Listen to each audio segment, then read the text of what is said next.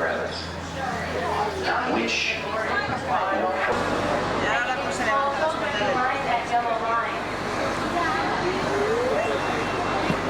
motion picture big business. Warren Beatty's detective suit from his production Dick Tracy to Out This Fall. Julie Andrews' costume from the classic Mary Poppins. Captain EO's spacesuit worn by Michael Jackson. And some of the co-stars of Who Framed Roger Rabbit. Now take a close look at these guys, because they're the only people I know that can make a scene and then get paid for it. And those commercials will be out around November or December. Of course, next time you see the house on TV, you'll be completely covered in snow. We drove on President Arnold Street, and that's Herbie the Love Bug. He's up a bit early this morning. Good morning, Herbie. As you can tell, he's forgotten. And how many people it takes to take even a 30-second commercial. Take a quick glance at your left, because that's the Golden Girls house. It's the beige one. Now those shots are then sent to California, where the rest of the show is shot on a soundstage. But as we turn the corner, take a look around to the front, because you're going to notice just how easily it fits a big city roll. The Copper Desert Skip. Well, that was used in the opening sequences of Return of the Jedi. The silver pod is from the Flight of the Navigator. And just beyond that, that land speeder is from the Empire Strikes Back. Now beyond these and across the canal, we'll give you another perspective on Residential Street. And I just decided they'd just build one here. Now, money in the movie-making business, we can't wait around for Mother Nature. When the cameras are ready to roll, that rain better be ready to fall. And it looks like they've been running that rain effect already this morning. A few things about the setup here. We're about to start. Good afternoon, Canyon. Team 1, take 2.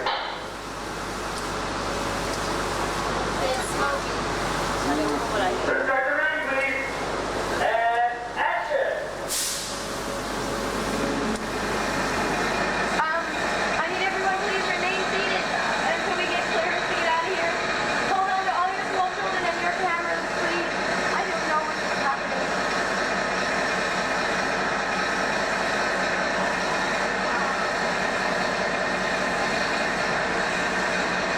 Well, Regina, I'm starting to get a really bad feeling about this.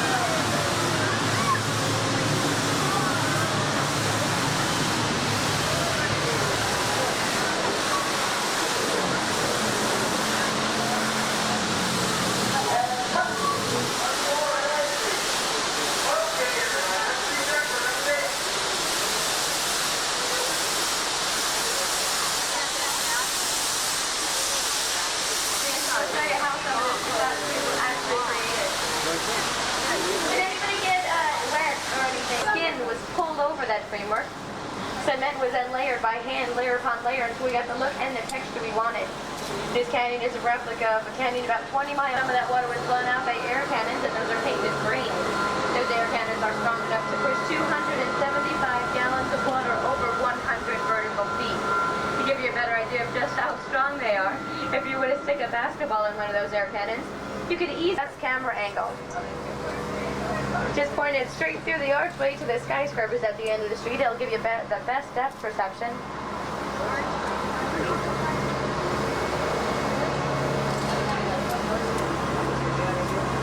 The building in New York City is over 100 stories tall. Well, the version you see here is just 4 stories. As we wind up and down the streets, take another look at these buildings. The dirt on the sidewalks and the windows, that's all been painted on. it adds that realism that Mrs. New York Street. That when we actually do filming, we have decorators come out here and add props, vehicles, people. There is like the ones you see in our tank. But how do we film a miniature ship cutting through the ocean? Keep your eyes on those monitors and I'll show you how it's done. Now, beneath the water surface flat, then our miniature looks fake. So we add waves. But if the waves are too big, then our miniature looks like a toy in the bathtub. Now, to solve these problems, we use fans to create very small, fast-moving waves. We then slow everything down to give it the proper scale. Then by adding smoke, sound effects, and music, our battle sequence is almost ready. We just need two more things. One, explosions. Provided by water cannons. And two, an unsuspecting volunteer actor brought to me by the new group's tour guide, Patrick. Hello, sir, what's your name? Hi, Mike Gray. Well, Mike, today you're going to be Captain Duck, commander of the SS Totally Sinkable, in our action-packed adventure, All Hands on Deck. Now, Captain Duck, while on patrol in the deepest, darkest reaches of the special effects water tank, you spot a battleship off in the distance and fire torpedoes straight through her. 10 o'clock, Duck, Captain Duck. Oh no, Patrick, Lynn, help me. Watch out, Captain.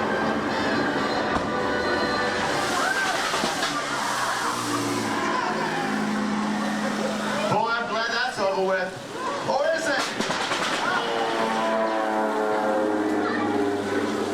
Well, Captain, you survived the air attack. Dead duck.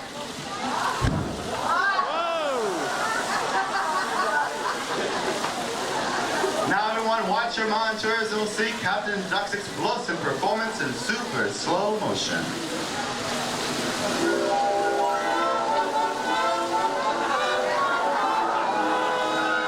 Well, it's been a blast working with you. Everyone, big hand for our brave Captain Duck.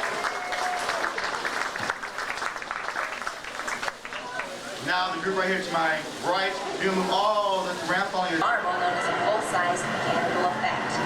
And in the Poseidon adventure, a tidal wave created by large dump tanks rolled over a scaled-down model of an ocean liner. Well, here at Disney MGM Studios, we have our own dump tanks and our own mechanical marvel, our pilot house. It's a mock-up, or a life-size recreation of one that you'd find on an actual tugboat. And here's our new group's tour guide, Dean, with our life-size volunteer. Steve's really shaking him up. Now, to make this a little more believable, I'm going to add some wind. Scott's going to add the rain, and you're going to add the sound. When I count to 3, I want you to yell, dump it. Ready? 1, 2, 3.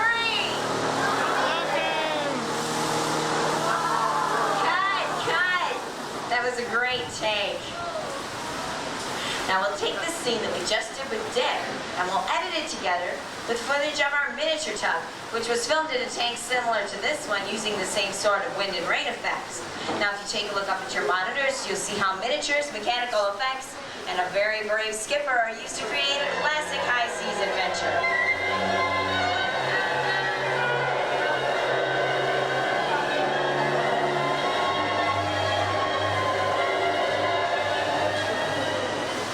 Considering we just dumped over 400 gallons of water over our pilot house, it looks like our brave skipper's weathered the storm really well. Let's give him a big round of applause. Special effects workshop, where you'll get to see how miniatures and mock-ups like the ones here in our tank get their start. And the group will... Don't let it happen. Now first sketches are drawn. From these sketches, miniature sculptures are created. These are what they use as a guide when making the full-size mechanical props. They are often worked like puppets by off-camera operators who use cables to move them. In other cases, these creatures come to life through a technique known as stop-motion animation. In this process, photographs of the model are taken one frame of film at a time, while an animator moves the model slightly in between each shot. When the film is projected back at a normal speed, the movement appears fluid and very realistic. As a scorpion from the film Honey, I Shrunk the Kids. Miniaturization plays a big part in special effects. Because there's a great cost savings when you're working on a small scale like this, and it's also far from manageable. That's the shrinking gun from Honey and Her Gift. Last week, one of our tour guides, Bob, put in the wrong place. Now Bob lives in this little house right here. Let's say you have a story that calls for a set or location that's impossible to find, let alone build. Well, then you may need to rely on one of the most fascinating tricks of the trade called matte painting, which is a technique that combines film and paint to create a very dramatic illusion. Here's how it's done. The live action segments are filmed first, with the actors... The one behind me can be used to make people or objects appear someplace they're not. By filming in front of a blue screen later, we can make the blue disappear and replace it with any background that we like. It was this process that enabled actor Bob Hoskins to drop into the cartoon world of Roger Rabbit. And now we're going to create a little blue screen magic of our own. Okay, you guys know the scene, right? Action! Rolling! Wave your arms, keep it scream, guys. Oh, that's great. Keep it up. As you see, our piece stays stationary on the floor. But if you look at the monitors, you can tell it's our computer-controlled camera, panning, tilting, and zooming to give the beat the illusion of flight. Oh, wait. Cut. Christopher, can you set it up for a second take, please? Guys, we got to talk. You're flying through the backyard on the back of this giant bee. You can fall off at any time. It's a life or death situation, and you're both smiling. This is a scary scene. All right, okay, maybe this will help. Why don't you pretend like you're falling off? Reach up with this hand. You reach down, take his hand, and save his life. Okay, can you do that for me? Okay, see your brother? Yeah, I'll save him anyway. And action! All right, reach up, reach down. Save his life. Oh, keep it up, guys. This is so touching. Keep it up, and cut. All right, great take. Now, originally, all of this was shot and assembled on film, but today we're using video so you can see the results immediately. Now, if you folks take one last look at the monitors, you'll see the completed scene, just like you'd see it at the movies.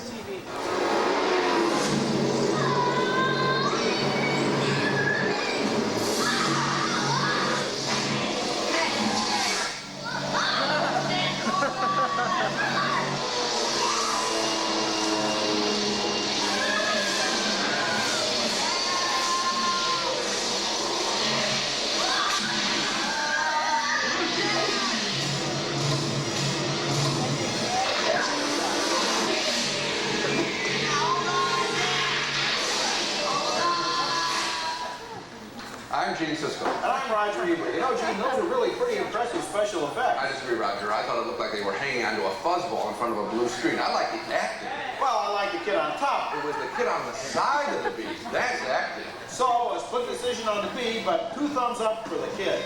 And that's 2 thumbs up from down here as well. Let's hear it for those kids. Weren't they terrific? You guys were great. Now, back to your tour guide.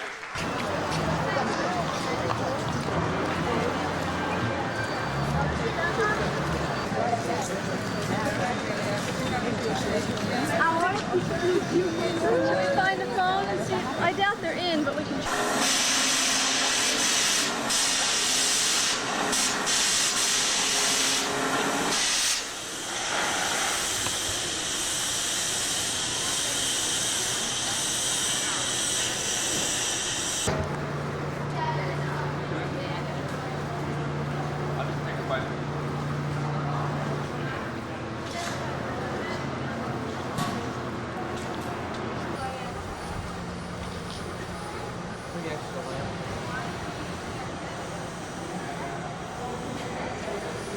One window map.